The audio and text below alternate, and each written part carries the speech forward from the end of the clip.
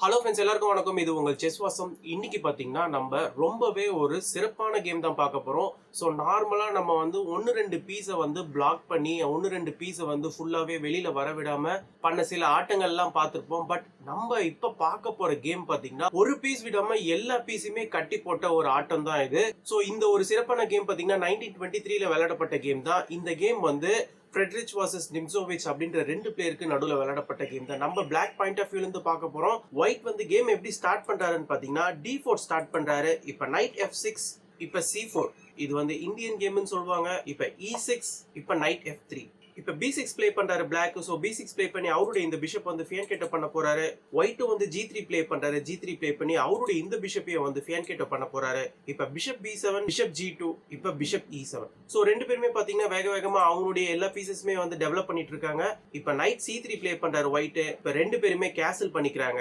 இப்ப D5 push பண்றாரு black. So D5 play பண்ணி சென்டர் பானை வந்து ஸ்ட்ரைக் பண்றாரு. இந்த இடத்துல வந்து பான் டெக்ஸ் பானை இந்த சென்டர் பான்ஸ் வந்து சப்போஸ் எக்ஸ்சேஞ்ச் ஆச்சுன்னு வச்சுக்கோங்களேன், சிம்பிளா வந்து மேபி பிஷப் F4 பிளே பண்ணலாம். ஸோ பிஷப் F4 பிளே பண்ணதுக்கு அப்புறமா கூட ஒயிட்டால ஃபர்தரா இந்த இ பானை வந்து அட்வான்ஸ் பண்ண முடியாது. ஏன்னா பிளாக் உடைய இந்த டி பான் இருக்காரு. சப்போஸ் இந்த இ பான் போயிடுச்சுன்னா ஒயிட் உடைய இந்த டி பான் வந்து ஐசோலேட் ஆயிடுவாரு. ஸோ இந்த பிஷப்பும் பாத்தீங்கன்னா இந்த F4ல வந்து பெருசா ஒன்றும் பண்ண முடியாது. ஏன்னா நெக்ஸ்ட் நம்ம நைட்டையும் இங்க H5ல போட்டு இந்த பிஷப் வந்து சேஸ் பண்ணிடலாம். அப்படியே இந்த பொசிஷன்ல நீங்க வந்து குயின் C2 கூட பிளே பண்ணலாம். பட் குயின் C2 பிளே பண்றது கூட இந்த இடத்துல வந்து சிம்பிளா நம்ம வந்து இந்த இடத்துல C5 பிளே பண்ணி ஒயிட் உடைய இந்த சென்டர் பானை நம்ம அட்டாக் பண்ணலாம். ஸோ இந்த ஒரு ரீசனால ஒயிட் பாத்தீங்கன்னா இந்த சென்டர் பானை வந்து கேப்சர் பண்ணல. ஸோ ஒயிட் வந்து இந்த சென்டர் பானை கேப்சர் பண்றதுனால ஒயிட்டுக்கு வந்து அந்த அளவுக்கு பெரிய ஒரு அட்வான்டேஜ் இருக்க போறது கிடையாது. இந்த இடத்துல ஒயிட் வந்து இந்த E5 ஸ்கொயரை வந்து யூஸ் பண்ணிக்கிறாரு. அவருடைய நைட்டை வந்து இந்த E5க்கு கொண்டு வந்துறாரு. சோ இந்த நைட்டுக்கு பாத்தீங்கன்னா இந்த E5 வந்து ஒரு நல்ல அவுட் போஸ்ட். பட் இது பாத்தீங்கன்னா ரொம்ப நேரமா நீடிக்க போறது கிடையாது. இப்ப C6 புஷ் பண்றாரு பிளாக். சோ பிளாக் வந்து C6 புஷ் பண்ணி அவருடைய சென்டர் பானை வந்து ஸ்ட்ராங் பண்ணிக்கிறாரு. இப்ப சென்டர் பான்ஸ் வந்து எக்ஸ்சேஞ்ச் ஆகுது. இப்ப நீங்க நல்லா பாத்தீங்கன்னா இதுக்கு முன்னாடி நான் சென்டர் பான்ஸ் எக்ஸ்சேஞ்ச் பண்ணும்போது ஒயிட் உடைய நைட் வந்து இங்க E5ல இல்ல. இப்ப சென்டர் பான் எக்ஸ்சேஞ்ச் ஆகும்போது ஒயிட் உடைய நைட் வந்து இங்க E5ல இருக்கு. டோட்டலா வந்து இந்த E பானை வந்து டம்ப் பண்ணிட்டு இருக்காரு ஒயிட். இந்த இடத்துல பிஷப் F4 பிளே பண்றாரு ஒயிட். இப்ப A6 புஷ் பண்றாரு. இந்த இடத்துல A6 புஷ் பண்ணி இந்த B5 ஸ்கொயரை வந்து கம்ப்ளீட்டா இந்த நைட்டை வந்து வரவிடாம பிளாக் பண்றாரு. இப்ப ரூக் C1, ரூக்க வந்து இந்த ஓபன் ஃபைல்ல யூஸ் பண்ணிக்கிறாரு ஒயிட். இப்ப B5 பிளே பண்ணிக்கிறாரு பிளாக். சோ B5 மூலமா அவருடைய இந்த A அண்ட் B பானை வந்து நல்லாவே கொஞ்சம் ஃபார்வர்டா புஷ் பண்ணிக்கிறாரு. இப்ப குயின் B3, ஒயிட் உடைய குயின் வந்து வெளியில வராரு. இப்ப ஒயிட் உடைய ரூக்ஸ் வந்து கனெக்டட் ஆயிட்டாங்க. இப்ப நைட் C6 பிளே பண்றாரு. சோ இந்த இடத்துல பாத்தீங்கன்னா இந்த டெவலப் ஆகாத நைட்டை வந்து C6ல போட்டு இந்த ஆக்டிவா இருக்கிற E5 நைட்டை வந்து பிளாக் வந்து சேலஞ்ச் பண்றாரு. சோ இந்த நைட்டை வந்து கண்டிப்பா எக்ஸ்சேஞ்ச் பண்ணி தான் ஆக முடியும். இந்த நைட்டையும் பாத்தீங்கன்னா ஒயிட் வந்து எக்ஸ்சேஞ்ச் பண்ணிக்கிறாரு. சோ இந்த நைட்டை எக்ஸ்சேஞ்ச் பண்ணதுமே இமீடியட்டா பாருங்க ஒயிட் உடைய ஆக்டிவா இந்த E5ல இருக்கிற நைட் வந்து இப்ப கேம்லயே கிடையாது. பட் நம்மளுடைய நைட்டை ஃபர்ஸ்ட் டெவலப் பண்ணியே இந்த ஆக்டிவான நைட்டை வந்து நம்ம எக்ஸ்சேஞ்ச் பண்ணியாச்சு. சோ இது பாத்தீங்கன்னா பிளாக்கு வந்து ஒரு நல்ல ஒரு விஷயம் தான். இப்ப H3 பிளே பண்றாரு ஒயிட். இந்த இடத்துல குயின் D7. சோ பிளாக் வந்து குயின் D7 பிளே பண்ணி அவருடைய ரெண்டு ரூக்ஸுமே இந்த இடத்துல கனெக்ட் பண்ணிட்டாரு. இந்த இடத்துல கிங் H2 பிளே பண்றாரு. சோ இந்த இடத்துல கிங் H2 பாத்தீங்கன்னா ஒரு அன்னெசரியான மூவ் தான். சோ இந்த இடத்துல இமீடியட்டா நீங்க கிங்க வந்து இந்த டயகனல்ல இருந்து எடுத்துட்டு போகணும்ன்ற எந்த வித அவசியமும் கிடையாது. பட் எனிவே இப்ப நைட் H5 பிளே பண்றாரு. சோ நைட் H5 பிளே பண்ணி இந்த பிஷப் வந்து அட்டாக் பண்றாரு. இந்த பிஷப் வந்து D2க்கு கொண்டு போறாரு ஒயிட். இந்த இடத்துல பாத்தீங்கன்னா இப்ப F5 புஷ் பண்றாரு. சோ பிளாக் பாத்தீங்கன்னா அவருடைய பான்ஸ் எல்லாமே கொஞ்சம் ஃபார்வர்டா அட்வான்ஸ் பண்ணிருக்காரு ஒயிட் உடைய பான்ஸை கம்பேர் பண்றதுக்கு. அண்ட் பிளாக்கு பாத்தீங்கன்னா இந்த இடத்துல ஸ்பேஸுமே நிறைய இருக்கு. இப்ப குயின் D1 பிளே பண்றாரு. சோ இந்த இடத்துல பாத்தீங்கன்னா ஒயிட் உடைய குயினுக்கு வந்து இந்த இடத்துல பெரிய ஸ்கோப்லாம் ஒண்ணுமே கிடையாது. ஏன்னா பிளாக் உடைய பான்ஸ் எல்லாருமே வந்து சூழ்ந்துட்டு இருக்காங்க. இந்த இடத்துல பிளாக் வந்து ஒரு ஸ்மார்ட்டான மூவ் பிளே பண்றாரு. B4 புஷ் பண்றாரு. B4 புஷ் பண்ணி இந்த நைட்டை வந்து அட்டாக் பண்றாரு. இப்ப இந்த நைட்டுக்கு வந்து ஃபார்வர்ட் போறதுக்கு எந்த விதமான ஸ்கொயர்ஸுமே கிடையாது பாருங்க. ஃபுல்லாவே வந்து பிளாக் உடைய பீசஸ் தான் வந்து சூழ்ந்துட்டு இருக்காங்க. சோ நைட்டால எங்கேயுமே ஃபார்வர்ட் போக முடியாது. சோ நைட் பாத்தீங்கன்னா B1 ஆன இந்த ஓம் ஸ்கொயருக்கு தான் போக முடியும். சோ ஒயிட் உடைய பீசஸ் எல்லாருமே பாருங்க பேக்வர்ட்ல தான் டம்பா தான் இருக்கிறாங்க. இந்த இடத்துல இன்னொரு ஒரு ஸ்மார்ட்டான மூவ் பிளே பண்றாரு பிளாக். அதாவது பிஷப் B5 பிளே பண்றாரு. சோ பிஷப் B5 மூலமா கம்ப்ளீட்டா இந்த இ பானை வந்து டம்ப் பண்றாரு. இந்த இ பானை வந்து ஃபார்வர்ட் புஷ் பண்ண முடியாது. ஏன்னா இந்த ரூக் வந்து அடி வாங்கும். அதனால இந்த இடத்துல ஒயிட் என்ன பண்ணிக்கிறாருன்னா ரூக் G1 பிளே பண்றாரு. சோ ரூக்க வந்து இந்த F5ல இருந்து அப்படியே விலக்கிக்கிறாரு. இந்த இடத்துல இன்னொரு ஒரு ஸ்மார்ட்டான மூவ் பிளே பண்றாரு. சோ அடுத்து அவருடைய பிஷப் வந்து சூப்பரா ஆக்டிவேட் பண்றாரு. அதாவது பிஷப் D6. இந்த இடத்துல பிஷப் D6 மூலமா இந்த பிஷப்க்கு இங்க ஒரு சூப்பரான டயகனல் கிடைக்குது. அண்ட் அது மட்டும் இல்ல இந்த G3 ஸ்கொயர்ல வந்து ஒரு சின்ன பிரஷர் வந்து கிரியேட் ஆகுது. இப்ப E4 புஷ் பண்றாரு ஒயிட். சோ இந்த இடத்துல அவருடைய ரூக்க வந்து G5க்கு மூவ் பண்ணிட்டு இந்த E பானை வந்து இப்ப ஒயிட் வந்து சக்சஸ்ஃபுல்லா மூவ் பண்ணிட்டாரு.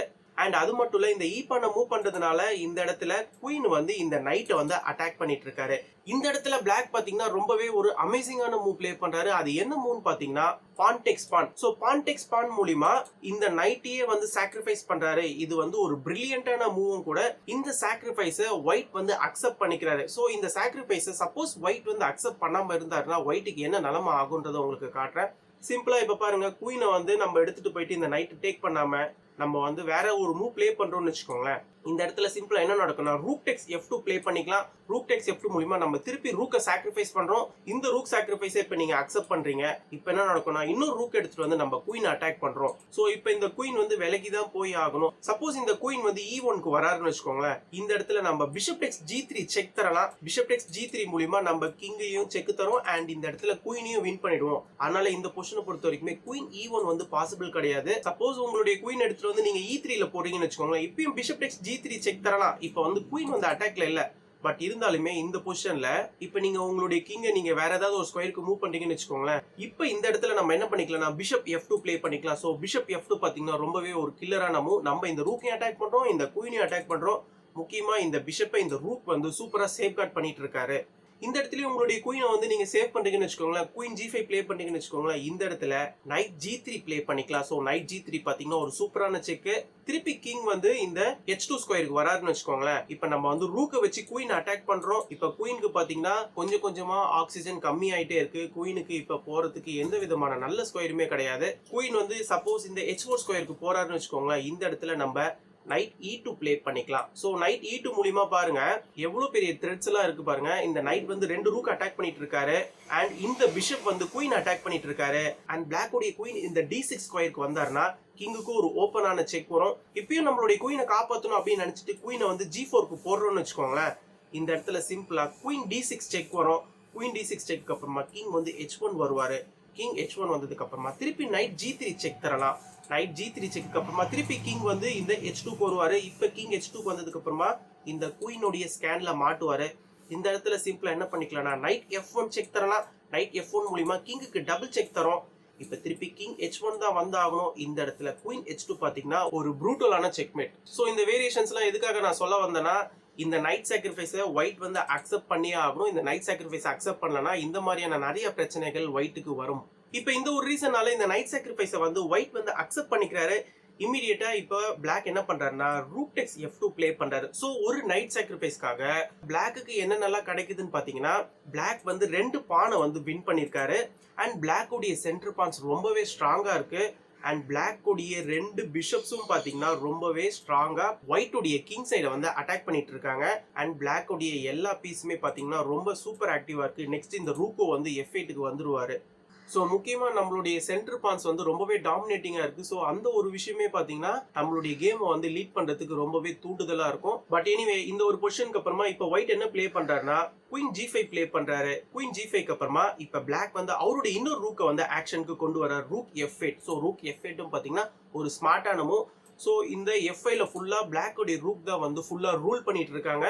இந்த இடத்துல ஃபர்ஸ்ட் ஒயிட் பண்ண வேண்டிய விஷயம் என்னன்னு பாத்தீங்கன்னா அவருடைய கிங்கை விலக்கியே ஆகணும். இந்த இடத்துல கிங் H1 பிளே பண்றாரு. இந்த கிங்கை விலக்குனாதான் நெக்ஸ்ட் இந்த பிஷப்பை வந்து ஃப்ரீ பண்ண முடியும். ஓகேங்களா? இந்த இடத்துல இப்ப திருப்பி பிளாக் என்ன பண்றாருன்னா விடாம ஒயிட்டை வந்து அட்டாக் பண்ணிட்டு இருக்காரு.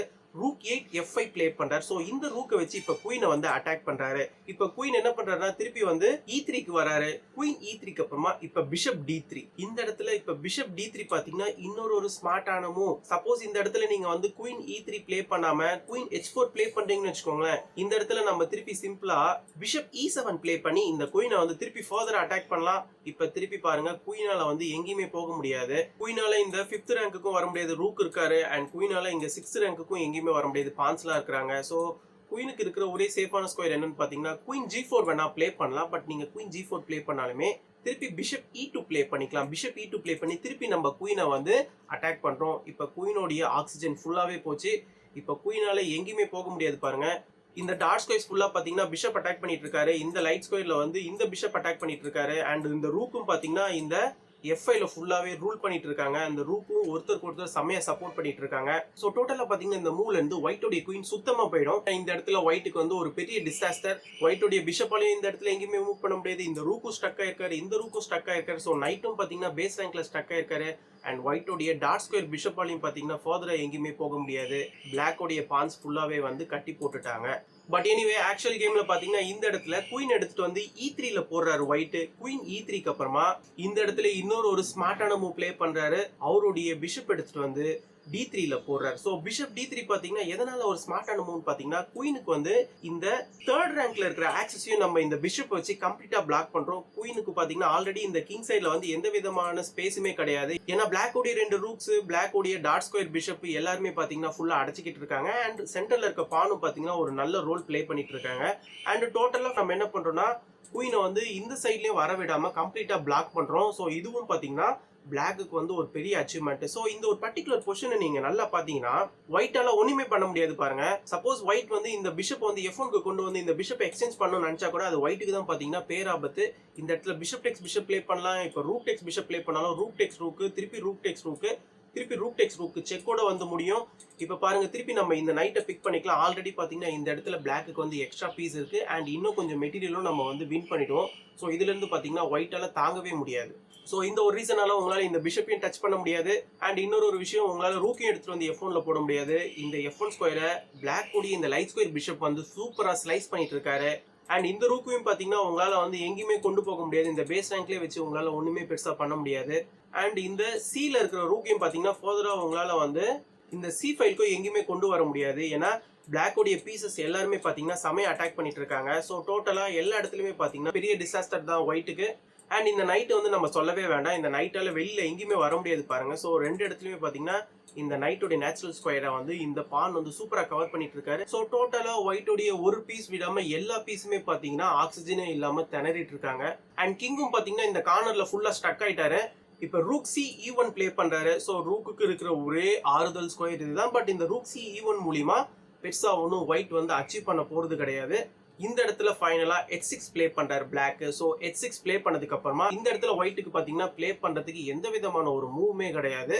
ஸோ இந்த பொசிஷனை நீங்க எந்த ஒரு பிளேயர் கிட்ட கொடுத்தாலுமே என்னப்பா பொசிஷன், இந்த மாதிரியான ஒரு பொசிஷனை கொடுத்து பிளே பண்ண சொன்னா நான் என்ன பிளே பண்றது அப்படின்றது தான் ஒரு கேள்வி கேட்பாங்க. அப்படிப்பட்ட ஒரு பொசிஷன்ல இருந்து தான் பாத்தீங்கன்னா இந்த இடத்துல இருந்து எக்ஸாக்டா ஒயிட் வந்து டோட்டலா இந்த கேமையே வந்து டிசைன் பண்ணிட்டாரு. ஸோ ஒரு பீஸ் இல்ல, ரெண்டு பீஸ் இல்ல, ஒயிட்டோடைய ஒட்டுமொத்த எல்லா பீஸுமே டோட்டலா வந்து ஆக்சிஜனே இல்லாம திணற விட்ட ஒரு கேம் தான் இந்த கேமு. ஸோ இந்த கேம் மூலியமா நம்ம தெரிஞ்சுக்க வேண்டிய விஷயம் என்னன்னு பாத்தீங்கன்னா, நம்ம வந்து எக்ஸிக்யூட் பண்றதை விட நம்ம வந்து த்ரெட் பண்ண இந்த மாதிரியான நிறைய விஷயங்கள் நடக்கும். இந்த இடத்துல பிளாக் பாத்தீங்கன்னா எந்த பீஸுமே வந்து பெருசா எக்ஸ்சேஞ்ச் எல்லாம் பண்ணல. பட் பிளாக்கோடைய பீசஸை கொஞ்சம் கொஞ்சமா இம்ப்ரூவ் பண்ணி ஒயிட்டோடைய பீசஸை ஃபுல்லாவே வந்து டாமினேட் பண்ணி ஒரு கூட்டுக்குள்ளேயே அடைச்சி ஒட்டுமொத்த பீஸுமே வெளியில வர விடாம தடுத்து வச்சிருக்காரு. இதுவும் பாத்தீங்கன்னா ஒன் ஆஃப் த எக்ஸ்ட்ரானரி கேம்னு சொல்லலாம். இந்த கேமை பத்தின உங்களுடைய கருத்துக்களை கண்டிப்பா கமெண்ட் செக்ஷன்ல மென்ஷன் பண்ணுங்க. நான் இதோட இந்த வீடியோ முடிச்சுக்கிறேன். ஃபைனலா நான் சைன் அப் பண்றதுக்கு முன்னாடி நம்ம சேனலையும் இனி யாரும் சப்ஸ்கிரைப் பண்ணலாம், தயவு செஞ்சு சப்ஸ்கிரைப் பண்ணிக்கோங்க. தேங்க்யூ.